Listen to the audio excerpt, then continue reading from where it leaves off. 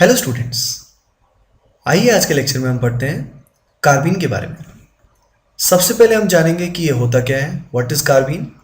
फिर जानेंगे हम कितने टाइप की कार्बीन होती है।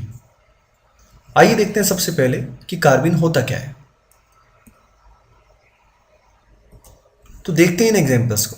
इन एग्जाम्पल्स में आप ध्यान दीजिए, इस कार्बन पे, इस कार्बन पे, इस कार्बन पे भी और इस कार्बन पे। नोटिस कीजिए इस कार्बन के चारों तरफ कितने इलेक्ट्रॉन्स इसके वैलेंस शेल में अवेलेबल हैं। तो दो इलेक्ट्रॉन तो यहाँ पे है, दो इलेक्ट्रॉन इस बॉन्ड पेयर में है और दो इलेक्ट्रॉन इस लोन पेयर में है। टोटल मिला के इस कार्बन के पास कितने इलेक्ट्रॉन हुए? 6 इलेक्ट्रॉन। अब एक्चुअल में होने कितने चाहिए जिससे काफी स्टेबल रहेगा? इट शुड हैव 8 इलेक्ट्रॉन्स, पर है इसके पास 6 इलेक्ट्रॉन्स।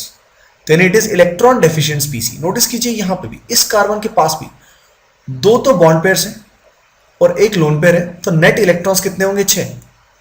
सिमिलरली अगले केस में CH2 में भी ऐसा ही होगा, कार्बन के पास टोटल 6 इलेक्ट्रॉन्स होंगे। अगले केस में भी कार्बन के पास 6 इलेक्ट्रॉन होंगे। तो ओवरऑल आपने क्या जाना कि कार्बीन जो होता है it is electron deficient carbon. एक इलेक्ट्रॉन डेफिशिएंट कार्बन होता है। इस इलेक्ट्रॉन डेफिशिएंट कार्बन में टोटल वैलेंस शेल में कितने इलेक्ट्रॉन्स होते हैं? 6 इलेक्ट्रॉन्स होते हैं। अब इसमें जो अजीब सी बात है वो ये है कि इसके पास लोन पेयर भी है, जिस कारण ये लगता क्या है, थोड़ा अमीर लगता है इलेक्ट्रॉन्स के मामले में, पर एक्चुअल में क्या है? गरीब है। तो actually it is an electrophile. ये एक इलेक्ट्रोफाइल है जो बहुत रेडिली इलेक्ट्रॉन एक्सेप्ट करना चाहेगा। इस पर पॉजिटिव चार्ज नहीं है, इट इज न्यूट्रल, लेकिन स्टिल ये बहुत जल्दी बहुत रेडिली इलेक्ट्रॉन एक्सेप्ट करता है।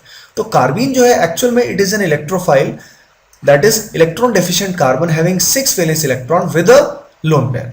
तो ये लगता कैसा है? न्यूक्लियोफाइल जैसा लगता है। ऐसा लगता है कि इलेक्ट्रॉन डोनेट करेगा, पर एक्चुअल में इलेक्ट्रॉन एक्सेप्ट करता है।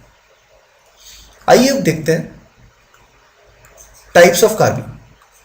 How many types of carbene exist?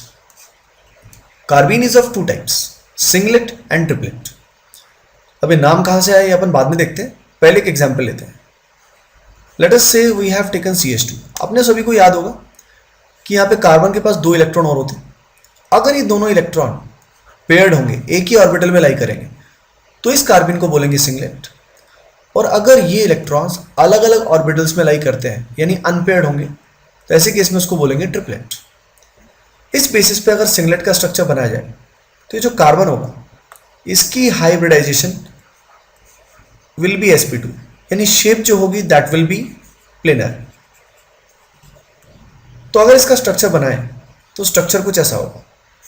इस कार्बन से एक हाइड्रोजन आपकी तरफ आ रहा होगा, स्क्रीन से बाहर की तरफ। एक हाइड्रोजन स्क्रीन के अंदर होगा, स्क्रीन के पीछे की तरफ होगा। और ये जो दोनों इलेक्ट्रॉन है ये स्क्रीन पे लाई करेंगे। तो आप नोटिस कीजिए, ये हाइड्रोजन आपकी तरफ आ रहा है, आपके फेस की तरफ। ये हाइड्रोजन एटम जो है, अब ये जो कार्बन आपको दिखाई दे रहा है इसमें एक पी ऑर्बिटल वेकेंट होगा। ये पी ऑर्बिटल है जो वेकेंट है, जो हाइब्रिडाइजेशन का पार्ट नहीं है। तो यही वो पी ऑर्बिटल है जो इलेक्ट्रॉन एक्चुअली एक्सेप्ट करने वाला है। तो आपने इसकी शेप देखी, किस तरह से इसकी शेप आ रही है। आई होप आप 3D में इसको थोड़ा सा इमेजिन कर पाए होंगे। ठीक है, अब देखते हैं ट्रिपलेट के बारे में। ट्रिपलेट में भी जो कार्बन होता है इसका हाइब्रिडाइजेशन sp2 होता है, पर इसका शेप कैसे रहता है उसको अपन देखते हैं। ये कार्बन होता है, अगेन 2 हाइड्रोजन, एक आपकी स्क्रीन के बाहर निकल रहा होगा यानी वेज में होगा, और एक हाइड्रोजन डैश में होगा। और यहाँ पे जो एक ऑर्बिटल है जो हाइब्रिडाइज sp2 ऑर्बिटल है, इस ऑर्बिटल में एक इलेक्ट्रॉन लाई करेगा। और यहाँ पे जो ये ऑर्बिटल है जो हाइब्रिडाइजेशन का पार्ट नहीं है, इसमें भी एक इलेक्ट्रॉन लाई करेगा। इस तरीके की शेप इसकी होगी। तो ये 2 तरह के आपने देखा कार्बीन्स होते हैं, एक होता है सिंगलेट, एक होता है ट्रिपलेट। अब ये नाम किस बेसिस पे आता है? तो देखिए नाम जो आता है ये इस वैल्यू के बेसिस पे आता है, 2s+1 की वैल्यू से। 2s+1 में जो s होता है ये होता है टोटल स्पिन। अगर सिंगलेट में हम देखें तो s जो होगा इसके अंदर इसकी वैल्यू आएगी, टोटल स्पिन की वैल्यू आएगी 0, क्योंकि जो स्पिन होंगे इलेक्ट्रॉन्स के, एक का होगा +½ और दूसरे का होगा -½ अगर इसको ऐड करेंगे तो नेट वैल्यू क्या आएगी? 0। हैंस इसकी वैल्यू 1 होने की वजह से इसको बोलते हैं सिंगलेट। ट्रिपलेट के केस में अगर मैं 2s+1 की वैल्यू को निकालता हूँ तो आप देख सकते हैं कि s की वैल्यू इस केस में जो आएगी वो कितनी आएगी? दोनों का स्पिन सेम होने की वजह से इसकी वैल्यू आएगी 1। और इसकी वैल्यू 1 होने के कारण 2s प्लस 1 की वैल्यू आएगी 3। अब स्टूडेंट्स को डाउट आ सकता है कि अगर यहाँ पे s की वैल्यू दोनों की -1/2 हो तो यहाँ पे आपको इसका मैग्नीट्यूड लेना है, इस बात का आप ध्यान रखिए। इस बेसिस पे यहाँ पे इसका नाम रखा गया ट्रिपलेट।